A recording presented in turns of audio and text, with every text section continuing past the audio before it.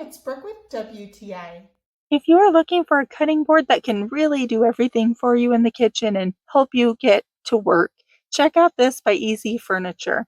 This is such a nice cutting board. This is their Acacia wood board. I have a beautiful 17 by 13 inch board and it's 1.5 inches thick, which gives me a lot of thickness, making it durable for all the work that I'm going to put it through.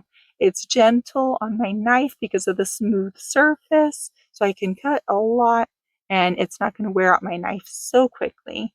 I like the deep grooves because you see it all the way around the board. It catches that juice so I can keep my space clean without the juice spilling onto my countertop.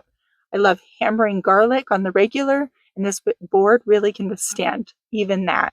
So if you are looking for a beautiful cutting board, this one is not only gorgeous, it's really efficient and it can withstand everything that I put it through.